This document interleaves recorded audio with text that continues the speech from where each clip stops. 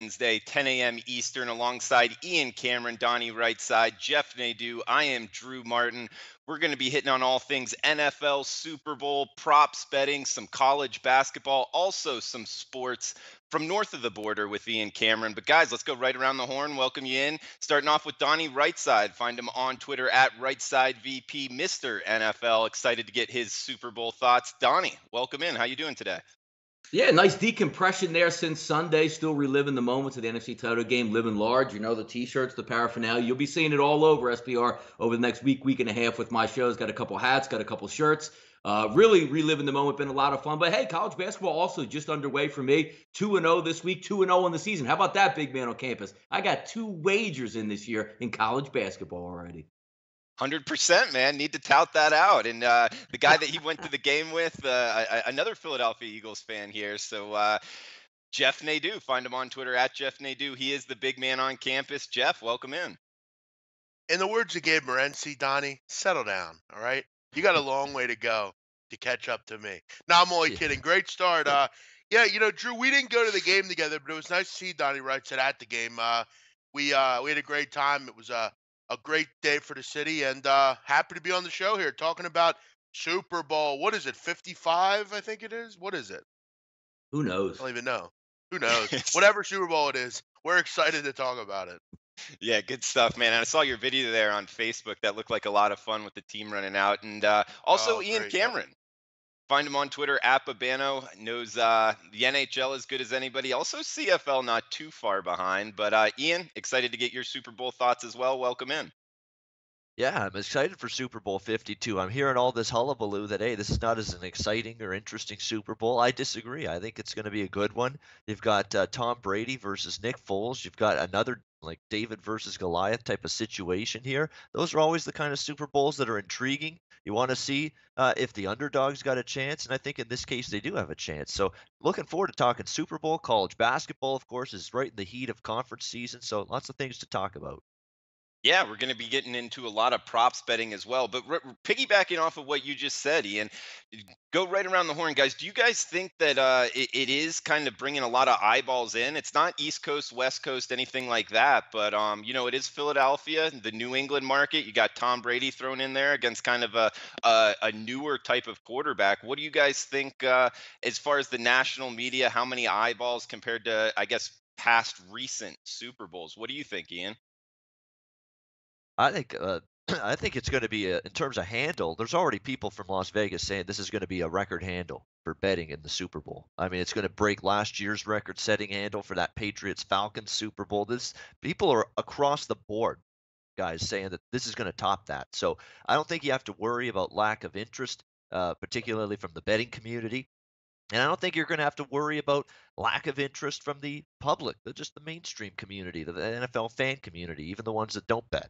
I think you're going to get people that are into this Super Bowl. It's still Tom Brady and Bill Belichick now gunning for what is it now? Their sixth Super Bowl title.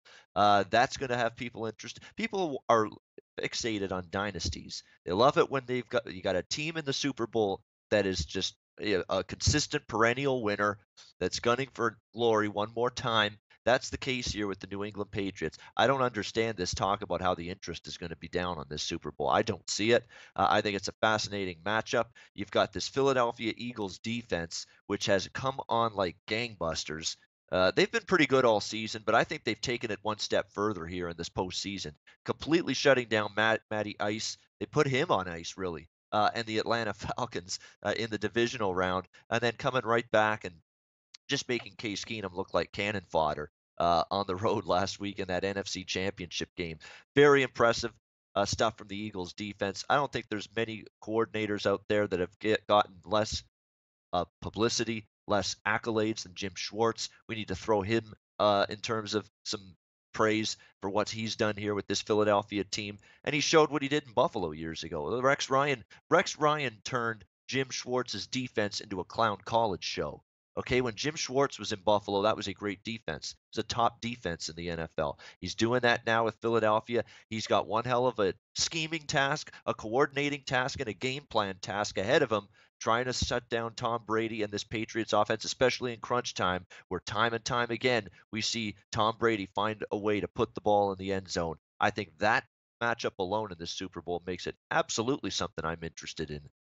Yeah, you bring up the Philadelphia defense, and that's definitely something that's come on. They have been a hell of a unit, but also you bring up the word handle, and a lot of people projecting it to be the biggest betting handle. That has a lot to do with the teams, but it also has a lot to do with other factors off the field, kind of the economy, the S&P 500 at what near all-time highs. Donnie, what do you think about the betting handle and just overall interest in this Super Bowl?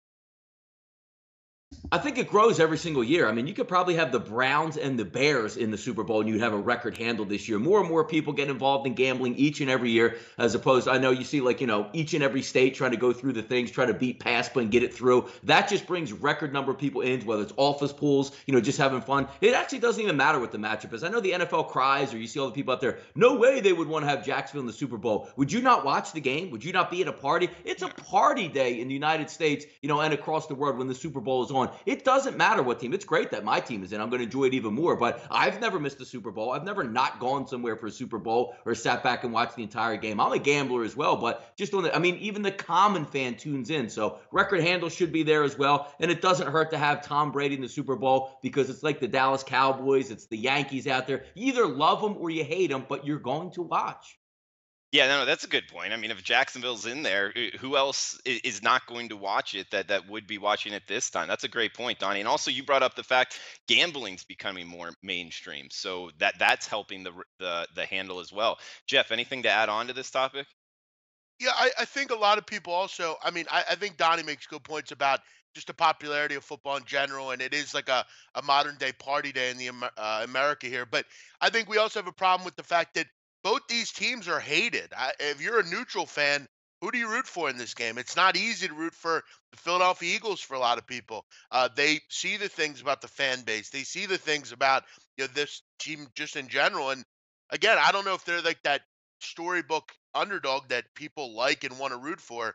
I think if it was like a Minnesota, it'd be a little bit more easy to root for them because they are kind of a little bit more unknown and people don't necessarily hate their fan base like they do with the Eagles. But listen, I agree with Donnie and Ian. I don't think it's going to have any issue. There'll be a great handle on it.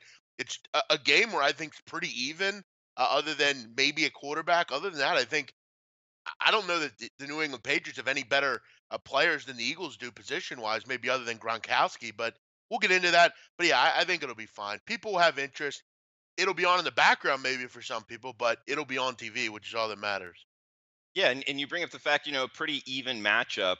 I would, yeah, and as far as a neutral fan goes, I mean, I'm rooting for Philly. I don't want to, I want to see Tom Brady go Okay. down. I Uh, think a lot of people are in that boat, but yeah, I would say the defensive side goes to Philly, and the offensive side, with the quarterback position, probably going to New England. But guys, let's break this down from where you think the line's going to go, what you're actually looking to bet. I guess Donnie and Jeff, a little tougher for you with being fans, but Donnie, how are you looking to bet this? And do you think this number gets to down to 4, or do you think it touches 6? We're kind of in a dead zone here at 5.5. Where do you think this number goes? I actually think the number is more like if you're trying to like predict spreads and lines and where they're going to go. Obviously, you already seen the movement coming off when I'm leaving the stadium. I mean, it was right away opening up. As soon as the Patriots won, mid second half for the Eagles, 6.5, dropped to 6, dropped to 5.5. Five. Now you're seeing some fives out there. To me, it's more likely that this game goes to a 4 than it goes to a 6 or 6.5 in that aspect. I mean, it doesn't even matter what sharp money comes in when you're looking at a game on a neutral field. And the way Super Bowls tend to go, this isn't like when I was growing up in the 90s or early 2000s when the NFC would just steamroll the AFC and no matter of points was enough, 56 to 10, 46 to 10. You're just blasting the AFC. That's no longer the case. Both these teams evenly matched up. They're two good coaching staffs. And again, you're looking at the Super Bowl. It's 7, anything around that 7 or 3. These games are going to come down to the wire. If I'm just predicting a line, again, more likely to see 4 than somewhere around 6, 6.5 to me at this point. Okay, and Jeff, do you agree with Donnie? I actually think this is a good number for the game. It's kind of in that dead zone. I think you're going to get action on the Eagles. From what I've seen, sharp money's coming in on the Eagles. But listen, the public's going to bet New England. Everyone loves New England. Everyone thinks that they're unbelievably good and can't be beat. I don't know. That's a good question. I don't think this is a bad number though, Donnie. You would agree? I mean, five's kind of in that no man Yeah. land. You're going to get action on both Yep. sides. We see generally in the Super Bowl, there's not a huge move generally. I mean, generally it's going to kind of get decent action. I think you're going to see Eagle people come in. I mean, it's still very early. I mean, we still have over a week to go, but yeah, I think this is a fine number for the game. I think you'll get some action. It'll be more Patriot money for sure, but um, I don't know. That's a good question, Drew. I think you're good where you are, really. Yeah, it's a tough one, and you bring up the fact that we don't usually see huge moves in the Super Bowl, which is right, but it's also in that dead number, so it's not going to take as much to get to maybe say 4 or to Right. 6. You could see a True. half a point move here. So, Ian, anything to add on there quickly? More likely to see probably 4.5s across the board. I don't know if it'll hit 4. I don't think it will hit 4. I think 4.5 is as low as it's going to go, and then you might see it tick up to 5.5s. But I think it's more likely to be 4.5 before it goes back up to 5.5. Because why? Because we've seen anti-New England money every single week. People betting against New England, hand over fist. Bettors hate the statistical profile. Bettors are looking at season-long stats indicating this is the 20-some, 30-some ranked defense, particularly against the run. And people are flocking to that and putting their money down against New England every single week, it seems. We have seen anti-New England money, New England being bet against in the betting markets week after week after week. Even though last week against Jacksonville in that comeback win, that was only New England's second point spread loss in their last 12 games. They're 10-2 to the number in their last 12 games, and yet people are still trying to find ways to go against this football team. So for that reason alone, I think it's more likely to see slightly more Philly money than New England money in the days ahead and going into next week, the week of the Super Bowl. But it's not going to be a drastic fall toward Philadelphia. Like I say, there might be a trickle down effect toward Philly, but I think it's going to bounce between 4.5, 5. You might see it tick to 5.5, but I think it's going to stay pretty much in this quote unquote dead zone right up until kickoff on Sunday, the February 4th. And guys, we got one more roundtable before the Super Bowl, but wanted to get into kind of props. What kind of props are catching your eye? And I know we'll kind of have like official betting on props next week, but to get out maybe in front of some numbers that might move. Did anything on maybe Bet Online, Five Dimes? A lot of these books already have a whole lot of props out there, so make sure to check them out. And make sure to watch this line move if you're looking to bet it on SBR odds. But guys, let's just go around the horn. Any props catching your eye? Donnie, you want to start us off? Yeah, there's a couple of them. I wrote a few down early, just scanning over some things. The outcome of the first challenge of the game to be successful, meaning a coach's challenge. I think this game is so important. And again, the NFL is going to be on point. You're going to know in the coach's booth, they're going to have everything souped up. There's no shenanigans going on because there's no home team. We're not playing in New England where Belichick's just going to click one button on his belt and shut off the monitors in the opposing team's coach's suite. So I think you're going to get a real good look at that first one. And even keep in mind at how big the ball game is. When we're talking about first quarter on maybe a 1st and 10 where you get an 8-yard completion to the sideline, that's questionable. Teams are going to challenge it because every single possession is so magnified in this game. But again, I'm going on the basis of conspiracy theory. Since it's an NFL run game, you're not going to have like, well, we didn't get the feed in the booth. We didn't even see it. The play was already going off. They were slow on the feed. Our 2 monitors were out in this game. I don't think that's going to happen. Also, another one that I want to take a look at here. There's actually 2 more. A funny one also. Team scores first to win. No, plus 165. If we've seen a lot, I mean, hey, take a look at, the New England games, the Philadelphia Eagles games, the team that gets down 3-0. That's good volume there, getting a plus 165, that the team that can come back over the course of the game. 2 good football teams. And the last one, it's more of a joke and the conspiracy theory against the Patriots. First penalty committed in the game. I'm going with the Eagles at minus 135. We all seen the jokes out there. The NFL, the Patriots, the referees, they're all in cahoots in there. Don't be surprised if we get an early holding call on the Philadelphia Eagles. I'll take it at minus 135. Yeah, no, you bring up some good points in that first one, but I guess Jeff, can you piggyback off of that? Could you see actually on this big of a stage the Patriots getting kind of a boost here from the refs? Well, it wouldn't surprise me. I mean, that's what they do. Yeah, I mean, what did you say the number was, Donnie? Did you see the penalty count, Drew, of the First Jacksonville minus New England game? 135. First penalty be on the Eagles. That Yeah, tells I you mean, right there. yeah, I mean, again, if I'm getting plus money, maybe, but yeah, no, I mean, that does tell you that it's probably going to be the Eagles. I'll be honest, Drew, I haven't really looked at them, to be frank with you. I'm not going to go around and say that I've looked at these. I'll be real though. I'm looking more like at some of the random things, what coaches will be wearing, that kind of stuff. Because generally, you can get a decent beat on that if you know where to look. How many times things will be said on TV. I haven't looked at any of that stuff or the regular props. I don't even think that stuff's out yet. So I'll have more next week. I can't say I have anything right now. Yeah, we'll be getting way more into the props betting on the Super Bowl next week, and the novelty props like Jeff just brought up. I love betting those as well. The halftime show, the national Yeah. anthem, even the coin toss. It's a lot of fun. But Ian, anything on these props coming out? Yeah, I love the spiel there from Donnie Rightside. Already poking the bear tits, tits, tits, tits, on Bill Belichick. That was funny to loved hearing that. But yeah, I like his prop about the no. Team that scores first wins the game. You saw it. That would have been 2-0 last week. Minnesota scores first against Philly.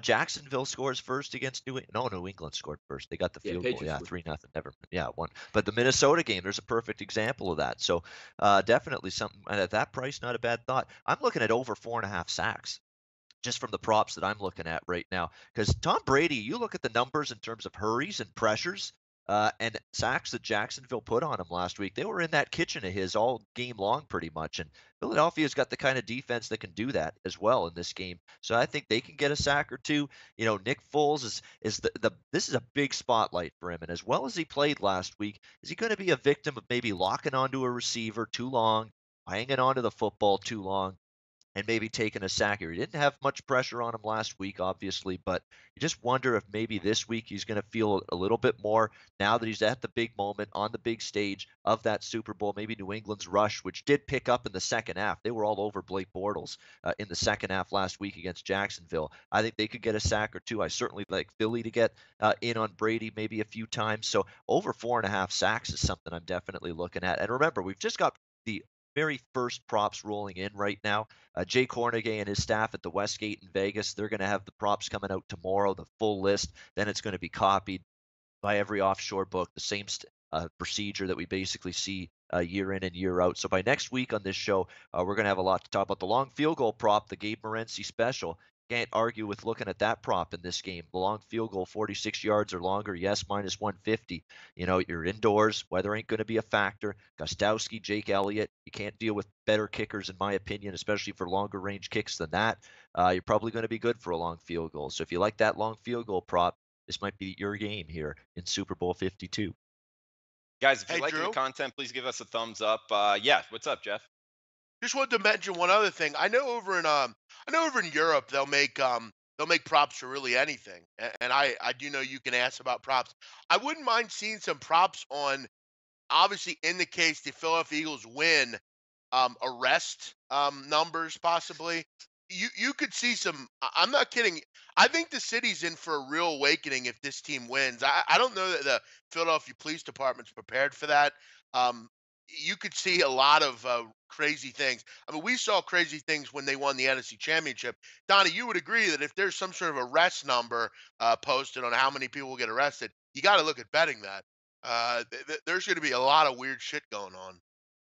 Yeah, it's also when you look at it because the arrests were down. It's funny because people say, we want to win. We're a passionate city. But the reason that the arrests were down, and even after the game, there was more excitement, hype, nervousness when we left the Atlanta game because it came down to a 4th and goal at the 2-yard line to clinch it. We knew this game was wrapped up the minute that Torrey Smith scored a touchdown to open the third quarter, where it was just a party atmosphere. Everybody was happy and nice. We all left. The cars were beeping. We were cheering. We went home. It was a party on Broad Street. If this is one of those games where Jake Elliott hits a 53-yarder at the gun, the city will burn. Trust me.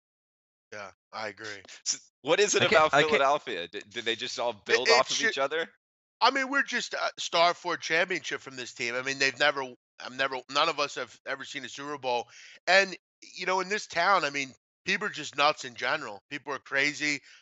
You'll see, and you saw some things Sunday, but if Donnie's right, if it's some close win or something like that, the problem you have here is there's no game going on in Philadelphia. Everybody's sitting in their house watching this game. So all the people Sunday that you may have not had because they were at the game and couldn't get up there, now all of us are going to be in Philadelphia. Like I'll be in South Philly in this game. I'll be 2 blocks from Broad Street. So for me, and immediately everyone around me, the first thing is go to Broad and Shunk and fucking go nuts. So you're going to have some, even if they lose, I think if they lose, you're going to see some some bad things go on as well because the city's not equipped as it is to handle crime. This is one of the most dangerous cities in America. I think if you add in this as well, uh, it could get ugly. And we got to help Philadelphia out there. But I know, all eyes Ian, on did you have Philly. something to say real quick? Yeah, I mean, now I've lost my train of thought, but that's okay. Uh, All right, we'll come back to you, man. You'll have some time. We got college basketball coming up. We're going to be talking Louisville, Miami, Auburn, Mizzou, UC Riverside, UC Irvine. If we have time, also best bets. Want to give a shout out to Rich MC in the chat box saying Orange Gatorade for the win. That's going to be one we can bet as well. David, Skooma Steve, Eric, what's up, guys? Feel free to chime in. Like button helps us out a lot. Thank you for tuning in. Let's go to 60 seconds to Ian Cameron. Ian, let's hit on some Canadian sports. You got any CFL action? Tell us about the NHL, and then we'll get right into college basketball. Go ahead, man.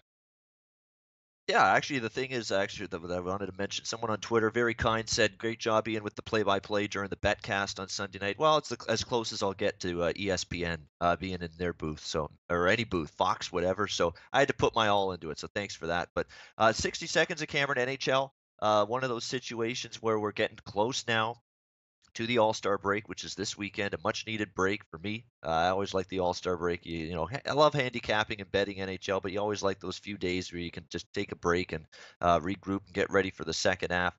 And again, the Vegas Golden Knights win again last night. What else is new there? We're waiting for the other shoe to drop. Hasn't happened. How about the Winnipeg Jets surging up the Western Conference as well? A great win. They're leading their division. They beat San Jose in overtime last night by a score of 5-4. Fantastic performance from them. Vegas, Winnipeg rolling in the Western Conference right now, playing great hockey. Nashville losing to Tampa Bay. Tampa Bay went through a little bit of a struggle with Victor Hedman. That's a huge loss on their blue line, but they bounced back and have won 2 in a row, beat Chicago and Nashville. And how about the local guys? Donnie and Big Man will like to hear this. The Philadelphia Flyers are rolling right now, playing great hockey. A 3-2 overtime win against Detroit. They're one of the streakiest teams in the league. Philly's had a 9-game winning streak. They've had a 10-game losing streak, and I think now they've won 8 of their last 9. They're on that good side of that streak again now. They're in a playoff spot. They're still in contention, believe it or not, to move up in the division for maybe second or first place even. So Philly's on a roll right now. We'll see if it can continue as the second half approaches. All right, good stuff, Ian. And yeah, hopefully some CFL to come in the coming weeks. We got Johnny Manziel, Hamilton Tiger Cats, so that will be fun. Some futures betting. Season's not too far away. But guys, let's get into the college hardwood. We got college basketball bet on or fade teams. Jeff, Mr. College Basketball, you want to start us off? Sure. I'll go bet on team. Listen, I'm not gonna keep getting away from this team, but I don't know how we don't start looking at them every single game to bet on. I think you got to keep going with Virginia here. I mean, they're 14-3 to the number. They're second in the country. The numbers have been decently high, and they're still covering them. I mean, you look at defensively; they've given up 50 points or less 10 times. They've given up 40 or less 3 times. The most points they've given up this year in a game is 67 points, and that was earlier in the season. The defense that they play is among the best I've ever seen. If you can find a defense that plays better than this group, I'd like to see it. They're going to get tested this weekend against the Duke Blue Devils, which is going to be interesting. One of the best offenses in the country. But Tony Bennett is an elite defensive coach. It's been quite amazing watching this team play. And I think what's also so impressive about them is they don't turn the basketball over. Just 9 turnovers a game. They take care of the ball. They don't put you on the foul line to give you easy baskets. They're just impossible to score on and to really defend. They have scores this year: Kyle Guy, Jerome, Salt, Wilk, all sorts of guys. And look, they're very slow. They're almost brutal to play against. They're the slowest tempo team in America. They're not going to do what you want. You're going to do what they want, and that's how you have to play basketball. You cannot, bail out and just play the other team's offense. That's what they want you to do. They do a great job of playing the way they want and dominating the game. That's what you have to do. They're the professionals. They handle that, and they've just been able to totally say, we're going to play the way we want to play. Virginia is a stone cold team that you have to look for long term because defensively they're absolutely elite. A big one against Duke on Saturday. Big man to come back at you. What about this Virginia under train? I mean, are you still looking to possibly go towards the overs? Holding Clemson to 36 points on 62 possessions. That's crazy.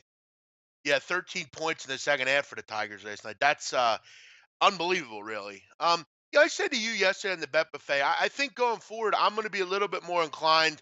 You're going to be getting totals probably that we don't very well see, but it hasn't really mattered. I mean, I bet a total with Virginia this year at 117. It hasn't mattered. It'll be interesting to see what the total is against Duke because obviously Duke is fast. They go quick. They're very efficient on offense. I'm going to be honest and tell you, I don't know if Virginia's going to be able to handle Marvin Bagley and Carter. That's going to be an interesting matchup. Salt's a good player, but I'm not sure he has the ability to knock those two guys off. I'll be interested to see the number, but I think long term, even after the Duke game, Virginia's. I mean, they might have some trouble in this game possibly, but long term, that they're a bear to play against. It'll depend on the number, Drew. Obviously, it's game to game, but hey, who am I to tell you to stop riding it? I kind of started riding it myself, and so have others. So yeah, I mean, last night if you kept riding it, you were a winner. But I think there's more value on the sides a lot of the time. I mean, they're good offensively, don't turn the ball over, and no one could score against them. What if I put out the number 133 minus 110 to the over and the under? What would you bet? I'd bet under. If I'm going to get Virginia at any time over 130, it's an automatic bet. Automatic. Okay. If I lose, I lose. I mean, but their defense is too good to not take a shot with that. Quickly, I'll go with a bet against team. I think you have to look at Mississippi State out of the SEC.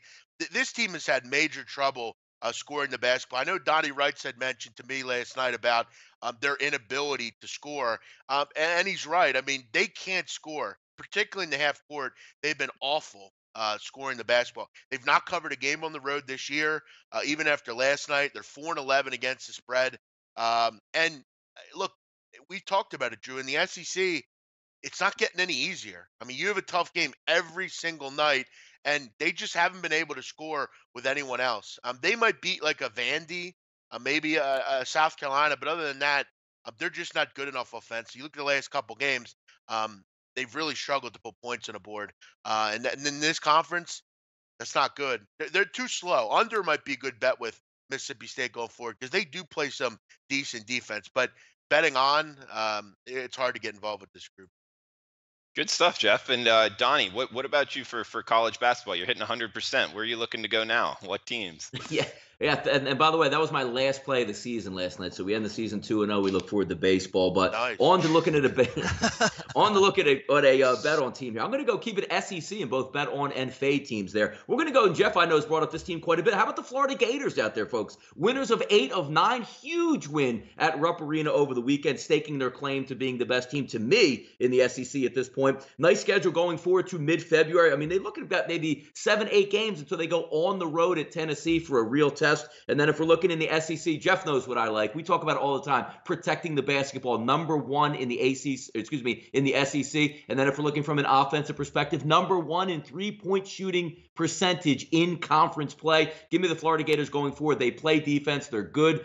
Senior leadership laden team. I like that team moving forward. And a fade team. You saw them last night in action. I know one of the plays that you guys had on the bet buffet last night, which Jeff and I agree with also. LSU taking them last night. Fade Texas A&M going forward. Losers of 6 and 8. And let's look at their next 5 games that they have. Kansas, Arkansas, South Carolina, Auburn, and Kentucky. That's not a team I want any part of at this point. Billy Kennedy's Texas A&M squad.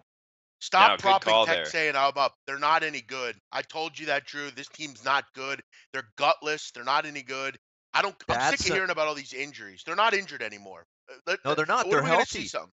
Right. That's an alarm bell. That's a 5 alarm. That's a red star 5 alarm loss for me with Texas A&M. That's a revenge spot. You lost a gut wrencher to that LSU team. All I heard was that the talk going into that game was we want to get this one. We're healthy again. We feel we can get on a run. And you got sent into oblivion by that LSU team last night. That's a horrendous loss. That's a concern for me. That's a step-up spot for a team that's supposed to be healthy, that's supposed to be talented, for a team that was supposed to be that was ranked number 5 in the country at one point earlier this season. Bad loss for me. That really does concern me what I saw at A&M last night. Yeah, man, I should have listened to you, Jeff. I was on the wrong side of that. Red Listen, Malinsky's Drew, piece. He made some good arguments.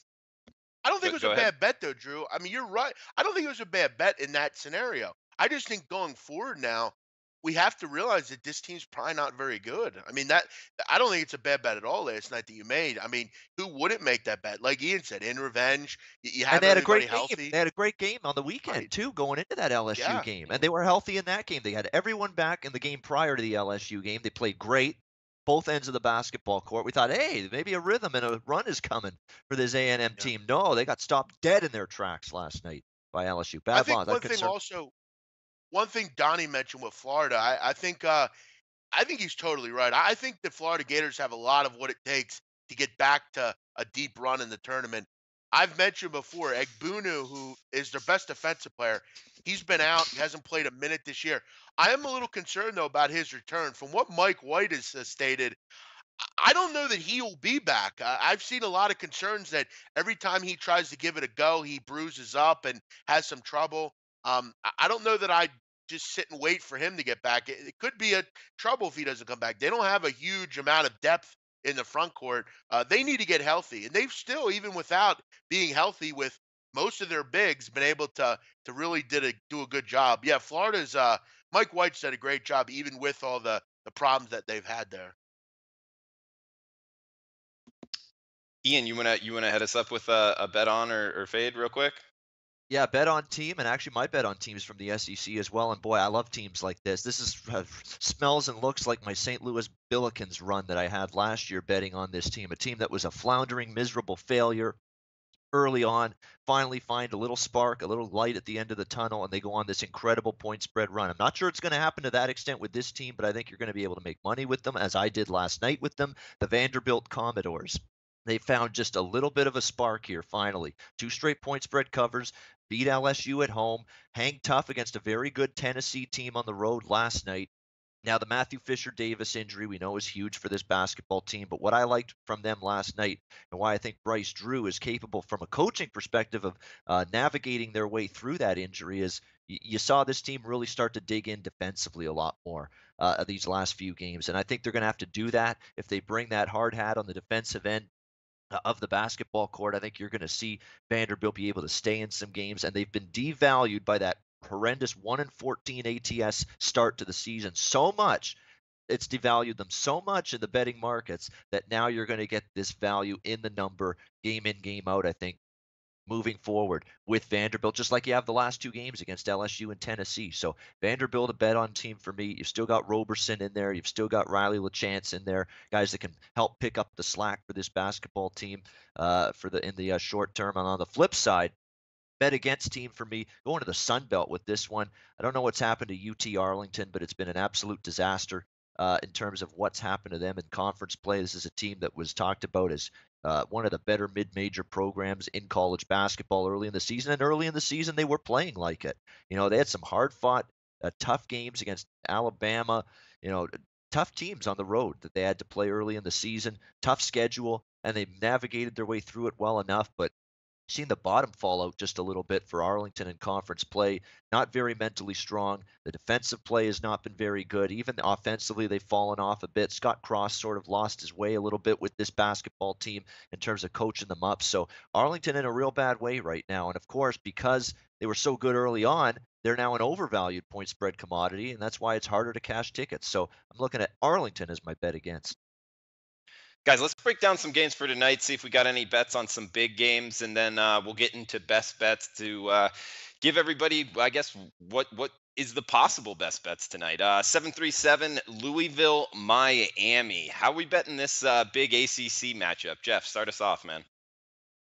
Yeah, real quick. I don't want to rain on Ian Cameron's parade, but I'm gonna throw a little wrench into what he just said. How Go on for earth it. can you? How on earth can you look to bet Vanderbilt going forward? I mean, have you looked at their schedule at all? I mean, you have arguably one of the toughest 5 game stretches you're ever going to see. Vanderbilt is awful. They're an awful basketball team. Last night, I think Tennessee just they were up big. They sat on a loss and they ended up barely winning the game. But you have a team that has not gotten better since Bryce Drew's gotten there. They have actually gotten worse. They can't score. Defensively, they're an absolute mess in conference. Um, aren't you, Ian, a little concerned with their 5 game stretch coming up here? After last night, they have to realize that Fisher Davis is gone and not coming back. They didn't look like a team that believed that they were hanging their heads or what you But talked Ian, about it. They were you would down big agree in that that that game. had a lot that had a lot to do with Tennessee. I mean, come on.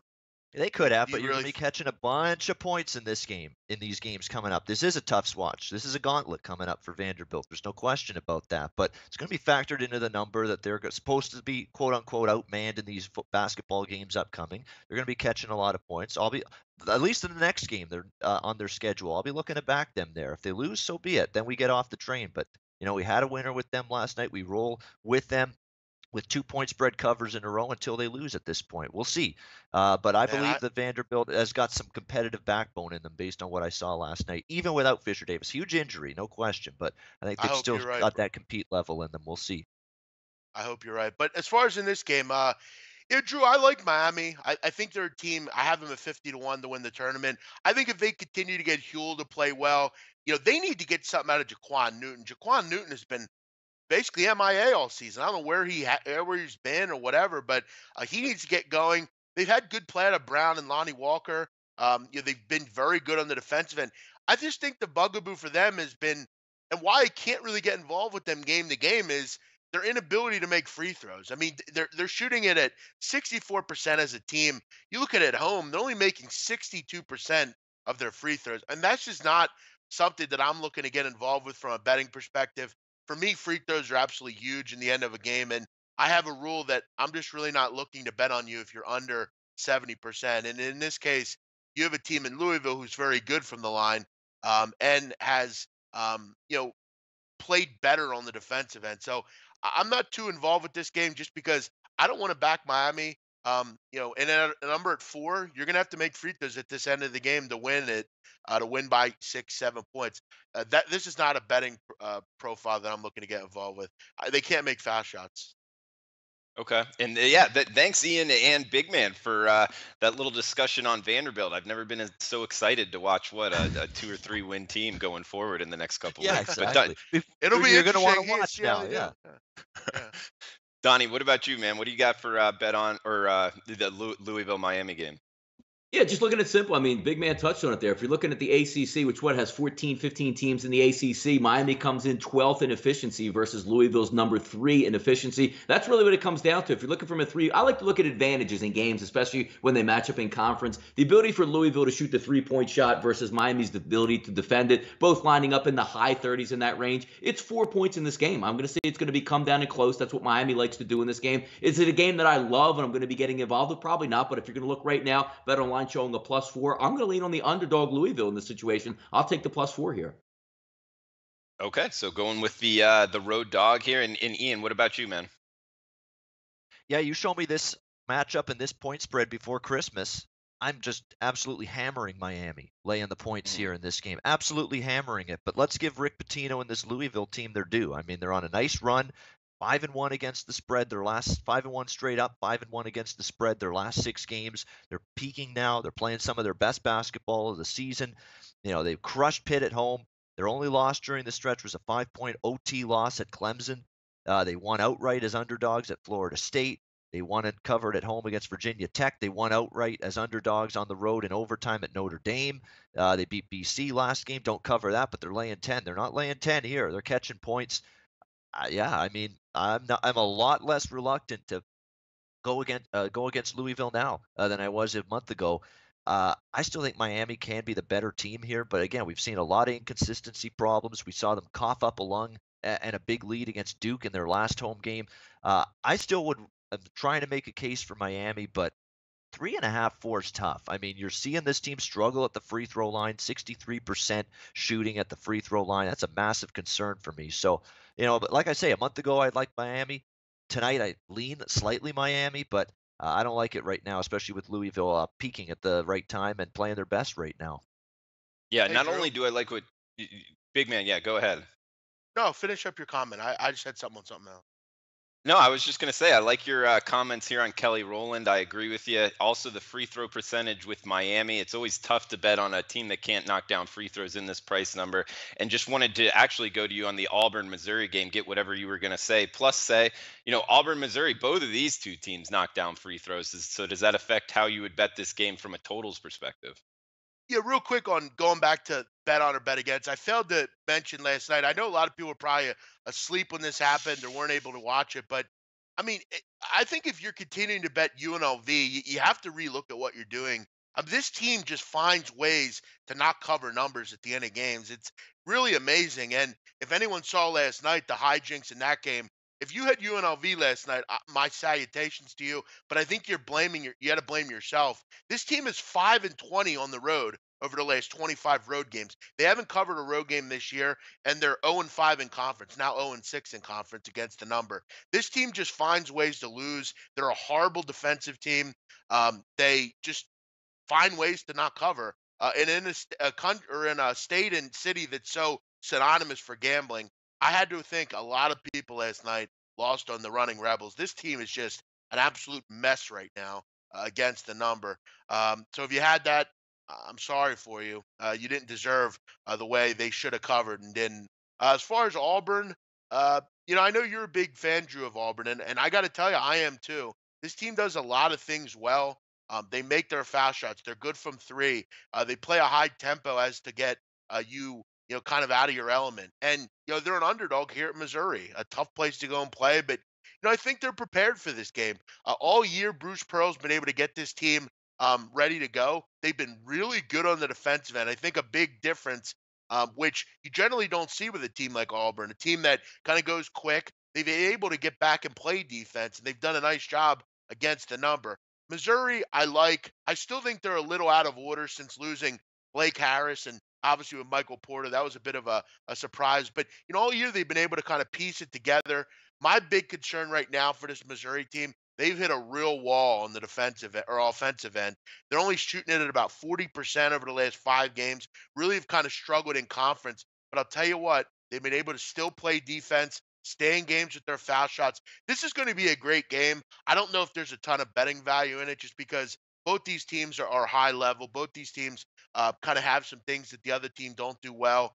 I think it's a bit of a coin flip. I think the line's right where it should be. I'm not sure there's much value in betting this game, Drew.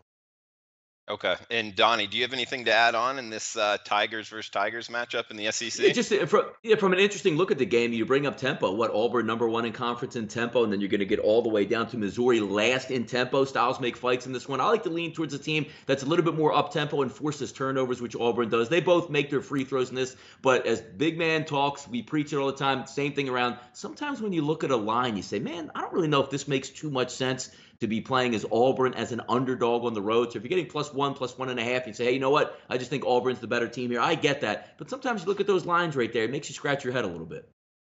Yeah, it is an interesting one. Ian, anything to in conclusion?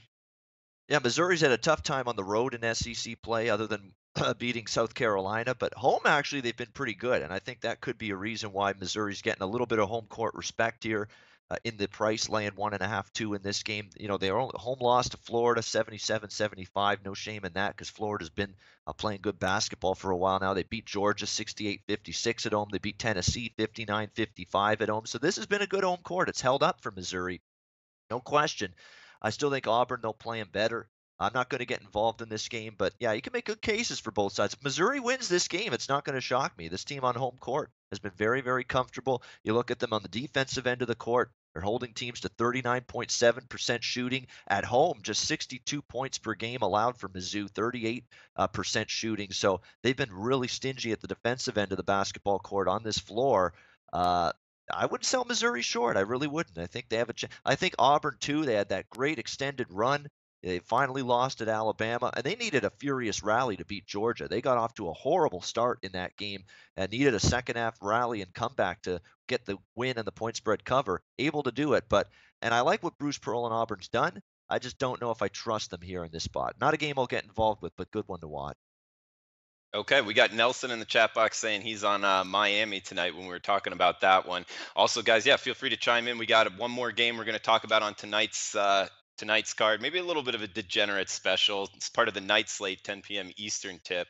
Also, best bets to come. So, yeah, if you're liking the content, please like it. And also, we'd appreciate if you shared it on any social media platforms. But, guys, let's get into what we got. 763-764 UC Riverside versus UC Irvine.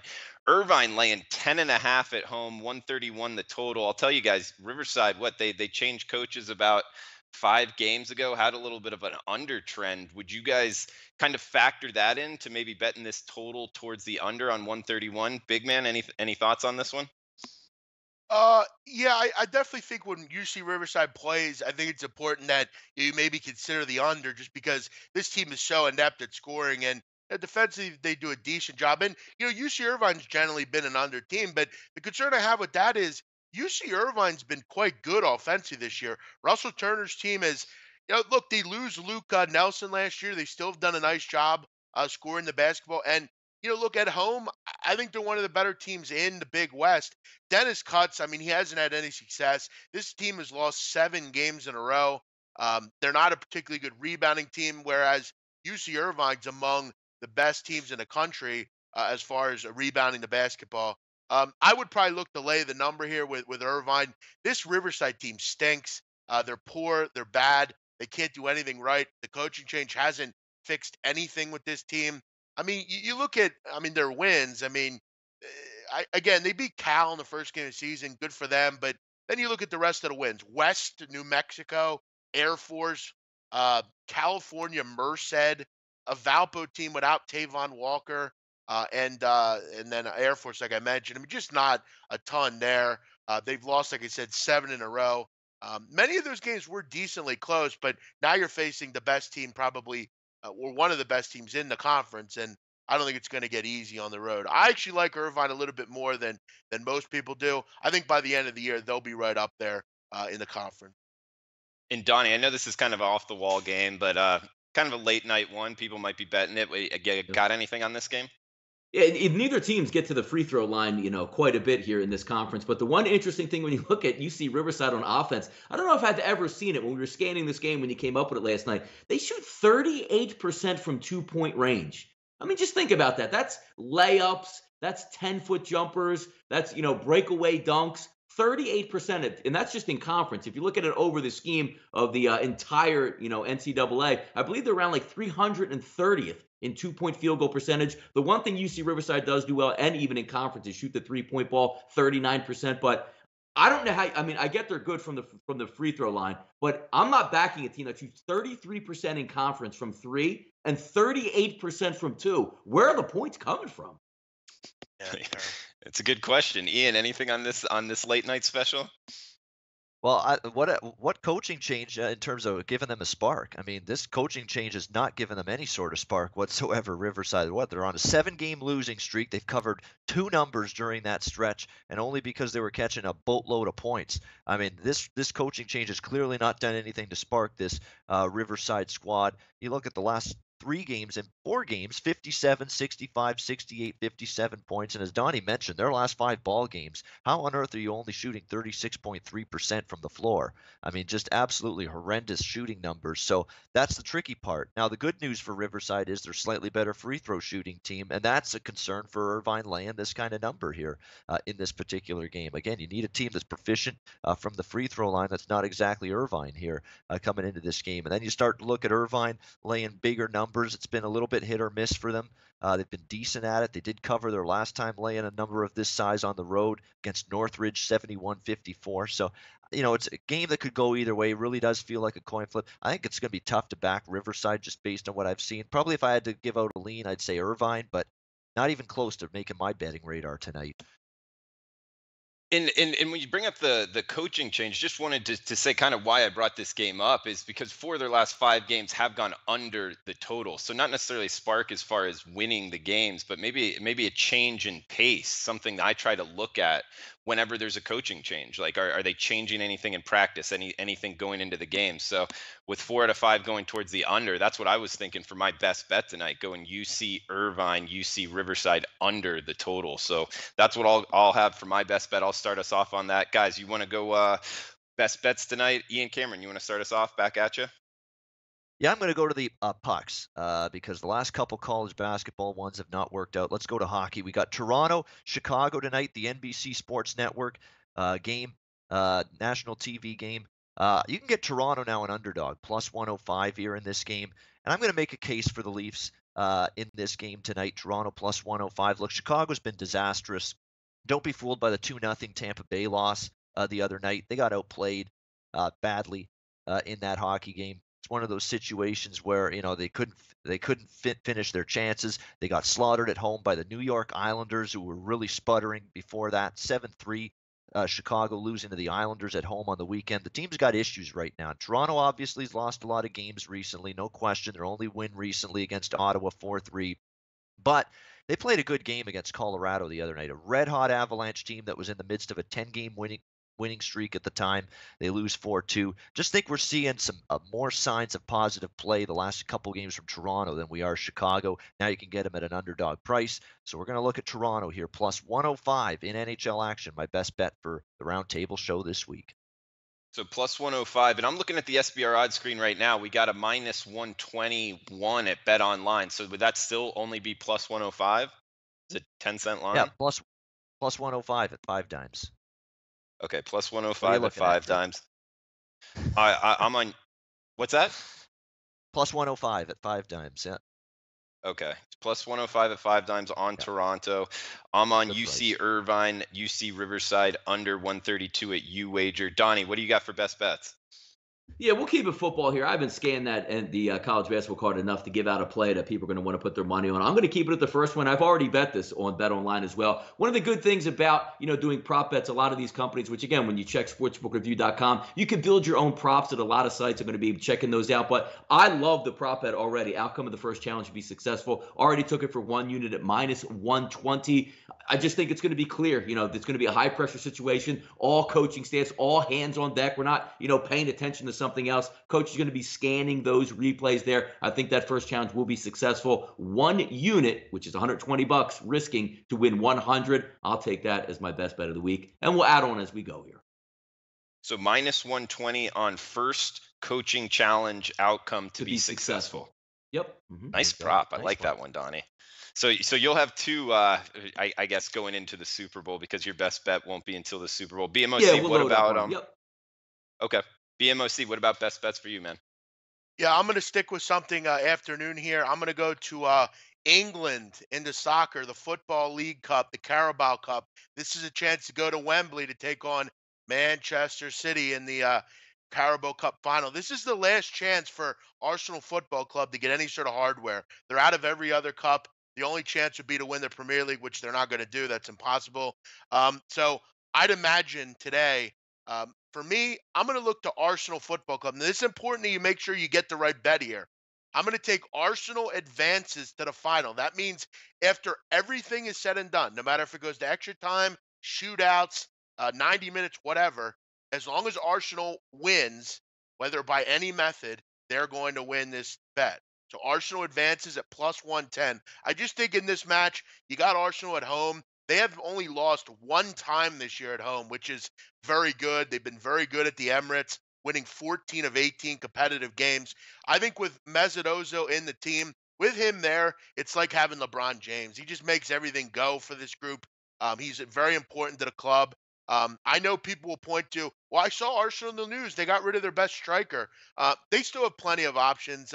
Lacazette, they're getting Mkhitaryan in at some point. He won't play in this game. But I just think for me, Arsenal at home is the play here. And after everything's said and done, it doesn't have to be in 90 minutes. I think after the game is over and everything's figured out, I think Arsenal will win this match. I'm going to go Arsenal plus 110 to qualify and to move on.